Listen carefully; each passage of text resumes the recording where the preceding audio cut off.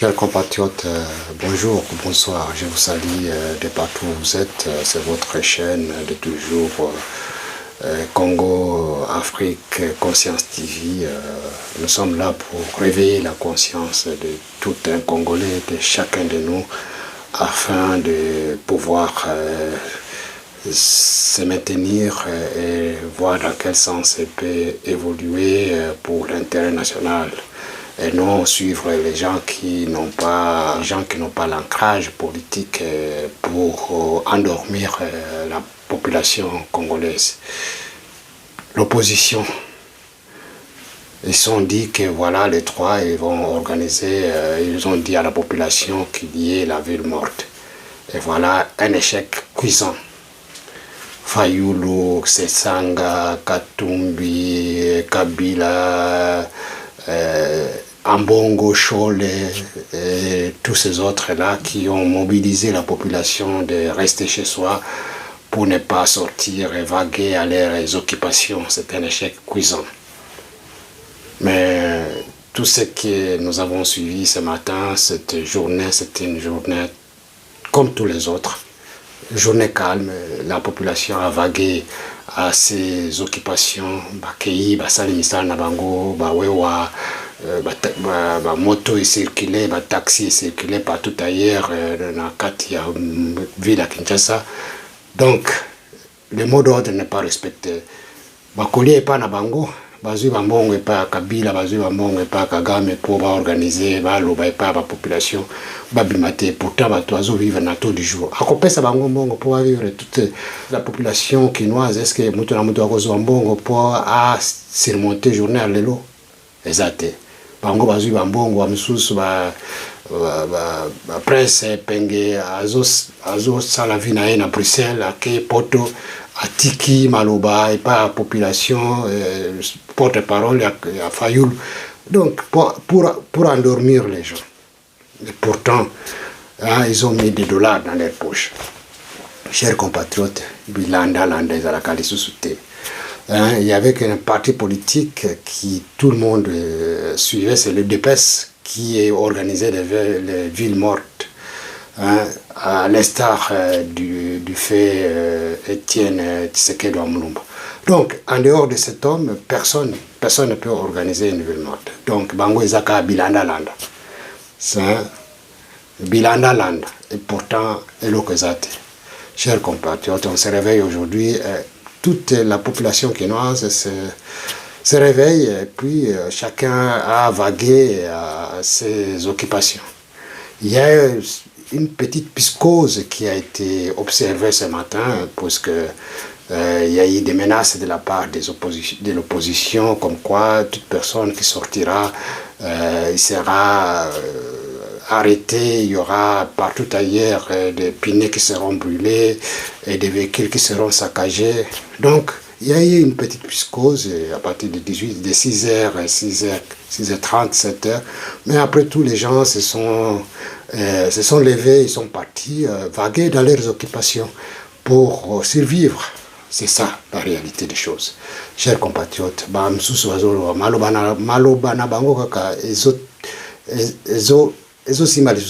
donc il n'y a pas d'opposition en République démocratique du Congo. Tshisekedi Etienne Mulumba avait même dit quand l'IDPS se trouvera au pouvoir, il n'y aura pas d'opposition. Puisque Badjemelaka kana IDPS depuis kala. Bango tout, Fayulu, Banani, Bango Sesanga, tout ça. Donc Badjembela. Le fait d'orgueil, Yangwana, donc, Zuma, Mapapou, ils ont créé leur parti politique. Mais n'en disons pas même pas Sesanga. Sesanga, c'est un rebelle. Vous voyez, Bignos. Vous voyez, Bignos, rebelle. Même Azalaki colonel côté RCD Goma. Donc, ils ont réalité, ils ont attrapé Bango. Au fur et à mesure, Bazo. Linga mapapu yango pe moye ba pumbwa ezate pumbwa pete donc ezakaka opposition ya pakoti aucun des ici à mon côté. Donc, chers compatriotes, voilà la maturité de l'homme congolais aujourd'hui. Ne donne pas la chance à ces hommes qui n'ont plus de valeur, qui n'ont pas d'estime vers la population congolaise. Donc, chers compatriotes, Metolandaki, ils ont donné beaucoup d'argent pour mobiliser les gens afin de rester à la maison. Hein, donc, c'est là, nous devons...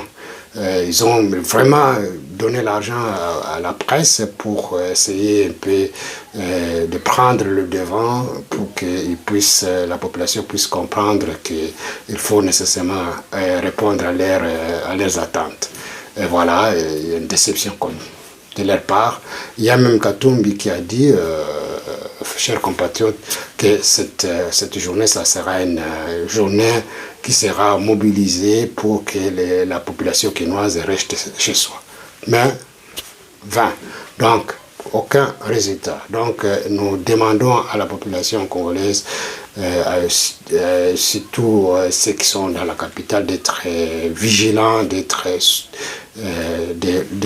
prendre leur destin en main, car personne ne le fera à leur place. C'est ça, nous devons réveiller la conscience de tout un chacun pour que nous puissions aller de l'avant et mettre l'ennemi en dehors de la situation.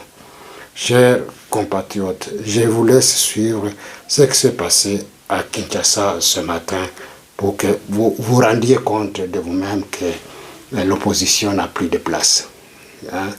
Il faut qu'ils acceptent, qu'ils aillent, qu'ils cherchent notre métier, puisque l'opposition n'a plus à dire. Je voulais suivre, chers compatriotes, ce qui a été par... parce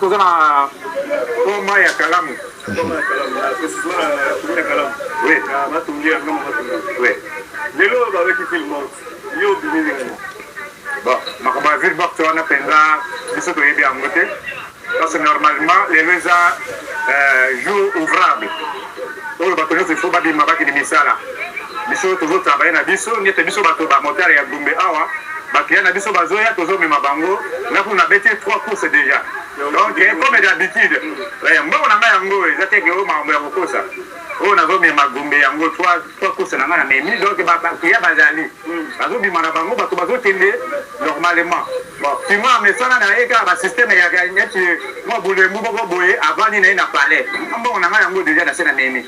Donc to mema na biso Mahambola te yebi yango te maba ville morte wana ville morte etani pona bato ba paresse parce que yango ebani te na constitution na biso to na ba loi na yango na biso ezaka mutu moko ka aye o bato ba bimate ça c'est nango to yebi te parce que yango ne botala ke mboke bonga bato ba banga ka boye et biso to bimaka to lia na chaque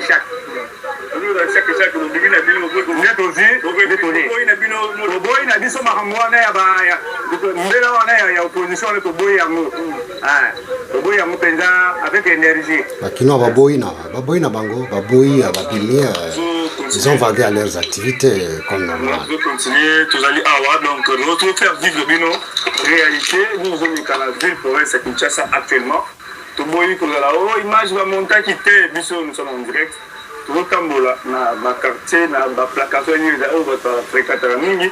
Donc vous allez constater avec moi que non, la ville est calme, malé ou un dosa malé ou un don, pas d'autre normal, maman elle malé ou un donc voilà. Les attaques de non, t'es ville morte ni dosa de montage, rien du tout donc tout le monde. La moto le bout là, voilà la moto le bout là, moi le bout là, donc la moto le bout là, moi. Mon cher, il va vivre monter d'une. C'est dimanche, c'est ça qui. D'abord tiré, ma travail boye misala, moto gagné maison là, comment on libère ouais tu moto la société. Asi yango libela eloko malonga ezaki bosoboboya boya misala ngata kopi na ngai kope ezali kope ezali osala boya misala baya baza boya misala eloko ezaki boya misala bolanda kope ezaki boya misala kope ezali boya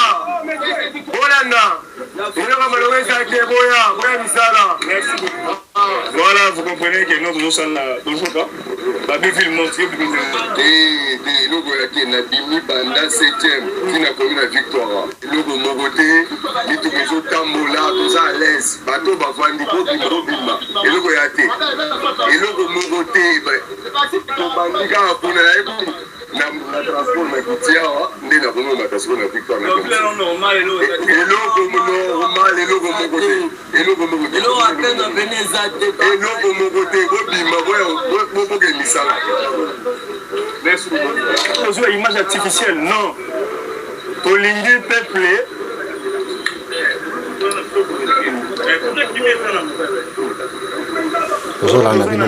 Donc, ville morte, Zate, la Simbi touche. La Simbi touche. Attention, non, non, non, non. Attention, non.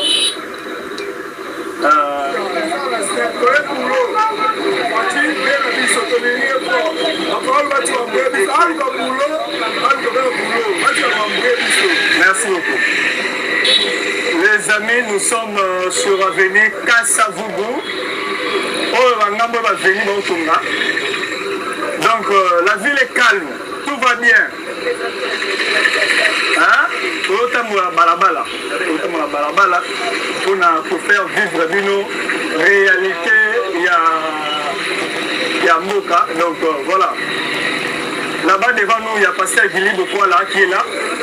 Azotambola. Yangwana, donc, batamboli, sasa mobimba, donc, calme kaka. Bato nyonso babimi bazosala misala bango ndenge esengeli baoyo bato bazoteka baoyo bazosala taxi bazosala yango donc circulation eza normal eza te ke opposition balandeli maloba na bango donc bakoli epa na bango donc yango wana chers compatriotes eza nyonso wana donc mutu passe donc moyen lisusu eza te donc il faut baza bilemba moyen ba mobiliser les sous bato ezate bilemba o baloba bilemba donc chers compatriotes eza likambo ya boka mutu na mutu il faut avoir conscience pour alalisa banguna donc yango wana nalingaki na lakisa bino ndenge Pasteur Guili a lobaki pour na likambo ya jour morte lelo tolanda tout mama bazoteka na bango bazoteka donc bazoteka na bango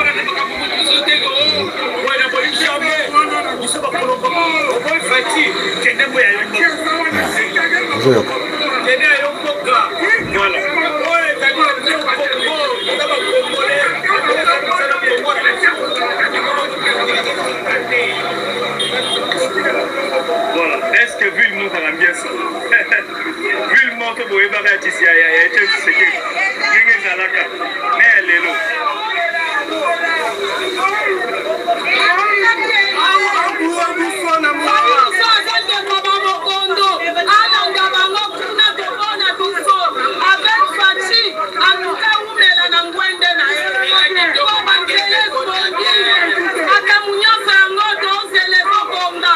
Maman bazoteka bitabi bazoteka na bango donc bilandela ezate basuki sibilo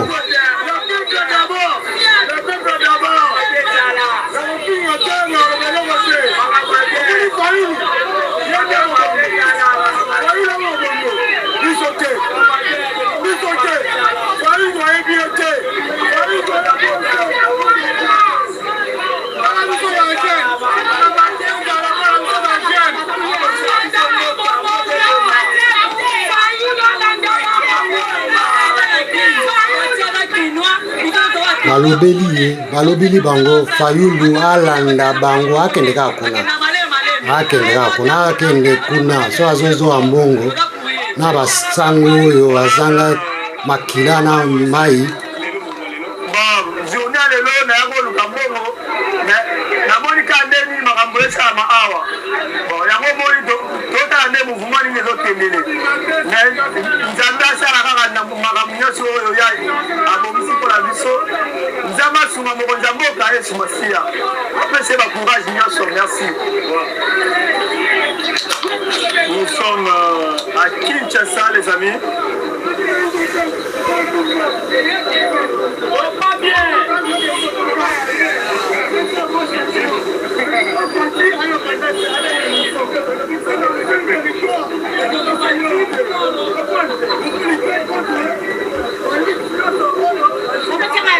Maman est relevée par quoi vivre?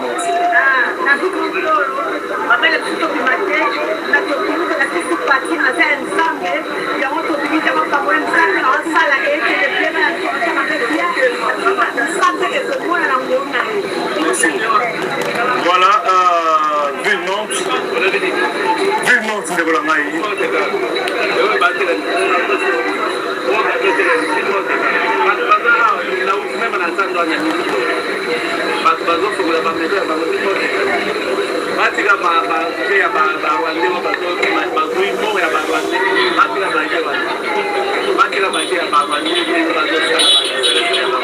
Batika balobela bango batika ngo so bazwi mbongo bazwa kaka. Merci beaucoup. Voilà, vous comprenez, vous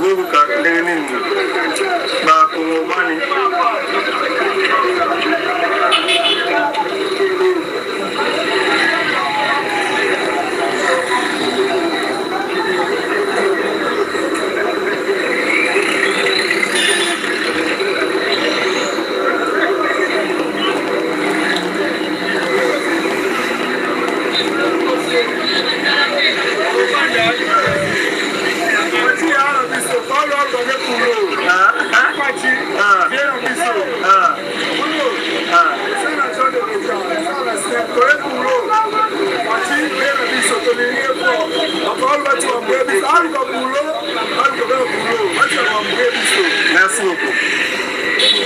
Les amis, nous sommes sur avenue Kasavubu. Ouais, nous sommes sur l'avenue Kasavubu. Donc, la ville circulation. Est calme, tout va bien. Circulation. Hein? Donc,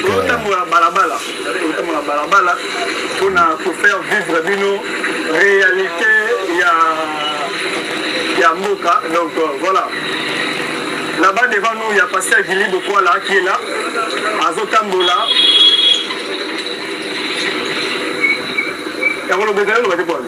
Pasteur Guili. Donc,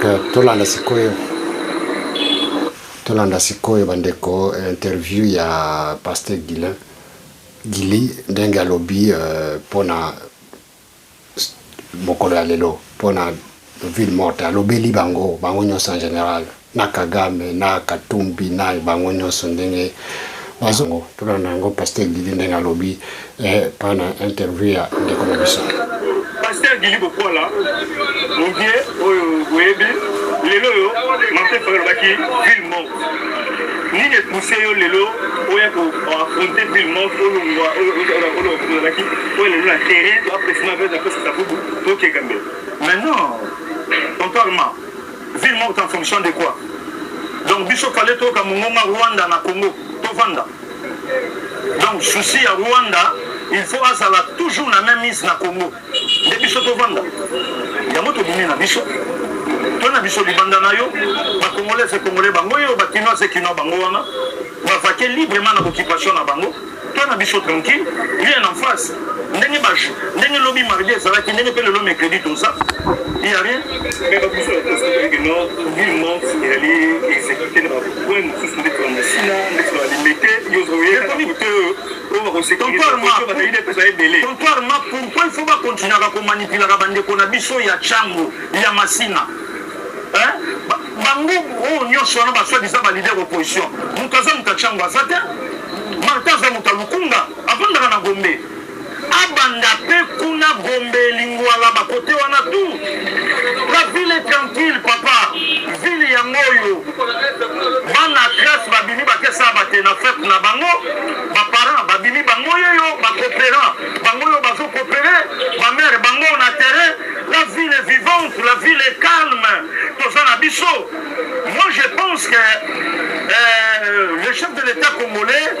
la commission politique, c'est na balabala.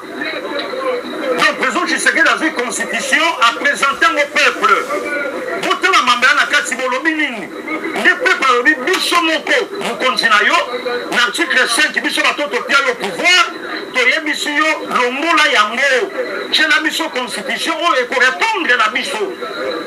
Point barre, papa. Parce que oui, ils sont pas dossier où il y a la constitution. Donc, dossier parce que pour ça, on déclare pas la bino que non, on a changer la constitution pendant que est un mot qu'on a besoin comme Mabukavu, le territoire où c'est belé, les alliés occupés par les M23, les alliés aller à Corbeil, il y a Kigali, il y a les tyrans africains, Paul Kagame va gérer par rapport à Est. Tontoirement. Wana eza bafo fuya babenga na lopoto mbala ya liboso toza président matete ezobima na ese na Rwanda baosala matanga c'est Tshisekedi mbala liboso mais tozala na baofficier bakufa mpo bamenasa Rwanda mbunza mabe de bauma tuwa Mamadou Ndala baza ebele officier nyonso aluka menase Rwanda ana Gombe wana alala pongi mais lelo matenge osalama na Rwanda tina basanction komo kweya boko kanga mana likamba ese mutatele na lobby pas de dialogue to komundana lokwa mibali. Moi je pensais qu'il fallait pour chamba loba to kanisa to banga Kagame même monde wa kama Tshisekedi ba to ne courage aussi ba Kagame na nzoto mutande ya Afrika boma deux présidents mukolomoko yo lo bana biso ke to tika ya kende mais Kagame asaini. On a besoin de en fonction de quoi? Mboka nini constitution ezali bachi article moko moma Congo ana matata na ba voisin ako céder parti à terre na ye. Rwanda ko céder te pona nini? Uganda ko céder te pona nini? Voilà. Congo. Dans des constitutions où il faut la leki alors te ba changer te ko changer. Yango ko changement. Mataki te ko changement. Wana eza constitution ya bango donc ekolongwa nango mais peuple ne mukonzi peuple mukonzi peuple aza mukonzi na article 5 ya constitution ye moko peuple akokende na nzela ya bakambi na ye na parlement ayebisi bango alobi bo changer na mlatini bino changer la constitution veut dire que ça dit que nous devons pas organiser beaucoup de surtout comme on a beaucoup de pays lokuta baokosa responsable ya bato wana nyonso bazali ba quelque part baza consulter organiser en quoi guerre ebandi lelo 30 ans plus de 20 millions ntango ebandi na 96 toya na bula faci na motu te tozali na bulu ya tata na ye Etienne faci aye ayo makambo aye sebomela biso Laurent Désiré eboma Mobutu e baorganiser te na moment oyo ndenge toza na porte tala tonto Armand so torécupéré Goma Bukavu tokota Rwanda tanga mama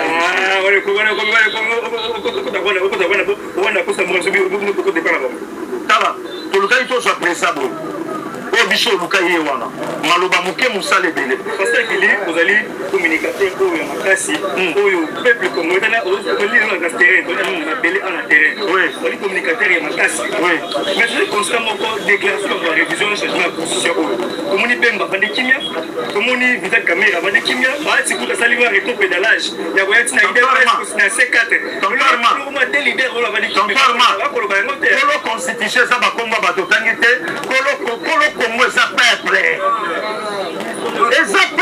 aza na article 5 ya constitution eza peuple eza songolo pakala te peuple moto ayebisi faci oza na mandat oza na mission parce que notre militaire de comité na yosa aussi doza na terrain parce que gili akotambola kotala basala constant ndenge nini ville morte ezali échec bayaya bango yeyo yo kovandisa yaya na palais aobunda no na taux du jour opesi ye combien yo zwi lare na Rwanda oya oyebisa bato ke bopema na palais po Rwanda mona ke mbongo bopia biso na mot d'ordre na Congo bandimi yango bayaya batali babitala tosala bavile moko idps azwa pouvoir idps azwi pouvoir banzela ezosalama idps azwi pouvoir bauniversité ezotongama idps azwi pouvoir matata na Rwanda pas de dialogue tokobunda ti okosede vérité yango nde eloko bakongole balingi bazolimi Pascal Guili tomoni na terrain okontinue marche na yo po bakani to accompagner na mosala. Merci beaucoup tonton Armand. Video iya te. Video. Toza na terrain. Merci beaucoup tonton Armand. Voilà. Les amis, nous sommes... Chers compatriotes, je crois que vous avez suivi tous ce qui s'est passé à Kinshasa, les déclarations telles qui ont été données par nos compatriotes et que réellement il n'y a pas eu la ville morte et que toute personne a vagué à ses occupations. Nous avons même mis en garde tous ces opposants qui n'arrivent qu'à respirer par l'argent du Kagame et l'argent de Hippolyte Kanambe. Donc, ils n'ont plus de place. Donc, cela étant, ils doivent tirer des conséquences de cette situation et ils doivent se retirer de la politique du pays. Ils peuvent toujours faire la politique, mais pas dans ce cadre ici, dans cette situation ici. Donc, il ne faut pas mettre... il ne faut pas se confronter, il faut faire la confrontation avec le peuple. Le peuple a déjà choisi son chemin, donc nous allons tout droit pour récupérer toute l'intégrité territoriale et puis restaurer l'autorité de l'État partout ailleurs. Yangwana, chers compatriotes, to saluer la population na biso, peuple na biso, biso nyonso elongo ndenge tozwi mikano wana tobimi tokei kusala misala na biso na ndenge esengeli yango wana tozo vivre nango, donc moto te ako bongisa biso nzela yango wana tozosala lisusu petite remarque côté d'union sacrée, ainsi de suite. Donc ils doivent mobiliser la presse. Dans des situations pareilles, il faut nécessairement faire la mobilisation avant le temps pour contrecarrer toute action de l'opposition. Il faut mettre mal à l'aise l'opposition. Donc, il faut par les médias, par des sorties médiatiques, par des déclarations, il faut anticiper. Il faut que ceux qui détiennent l'union sacrée arrivent à prendre le dessus de la situation, de chaque situation et de chaque événement pour mettre en évidence l'opposition. Vous savez, Katumbi, qu'est-ce qu'il a dit? Alobi a coupé sa nyonso. Donc, élection, constitution, ba changer en côté azana mbongo na yo, donc il doit couper sa mbongo partout na ndenge sengeli pour au pouvoir. C'est voilà quelqu'un qui défie le pouvoir, qui défie tout un peuple. Mais il ne sait pas que c'est le pouvoir, c'est le peuple. Le pouvoir, ça ne peut pas s'arracher en termes d'argent. Ça ne peut pas s'arracher. Les Congolais sont déjà, ils ont déjà une maturité quelconque, donc ils peuvent prendre cet argent et ne pas le voter. Donc on a toujours réveillé conscience et paradino. Vous avez conscience à ma casse. Le peuple congolais doit se réveiller.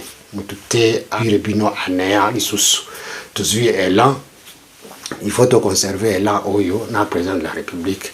To sungaye pour tokende liboso. To sungaye pour mboka dans son intégrité et zonga to récupérer ango. Donc nayoki ke ba formation côté Syrie, côté anani Égypte, côté Israël, ba ibu mususu ba kiti, donc force mususu kiti na mboka. Donc dans les jours à venir nayebi que situation à est et kozala neutralisée. Et kozala neutralisée, donc Kagame na Macron na ndikonaye Macron, son ami le plus cher, ouais, Zakaba minerai à est. Donc tout le monde a dans les jours à venir qu'est-ce que leur réserve le peuple et l'armée congolaise en action bakozwa oya bango. Bamsusu ba militaire français bamsusu bazo boma bango na certain na Rubaya. Donc Rubaya epesi bango ki pelekes moye batika ezate bazo se renforcer mais toko silana na bango. Turo yo toko silana na bango. Donc moyen ezali sous te côté na bango opposition Kagame ainsi de suite. Donc bango tout bakozwa kipe les caisses moyen basala va se réveiller dans les sociétés. Yangwana, chers compatriotes, c'est à ce terme que je dis merci beaucoup. Et je vous demande de liker, de nous soutenir pour continuer toujours à vous réveiller votre conscience pour le destin commun qui est de récupérer toute l'intégrité territoriale de notre pays et de restaurer l'autorité de l'État et de développer ce pays dans le cadre tel que nous le souhaitons. Chers compatriotes, je dis merci beaucoup, que Dieu vous garde et nous sommes tous ensemble. À la prochaine occasion. Merci.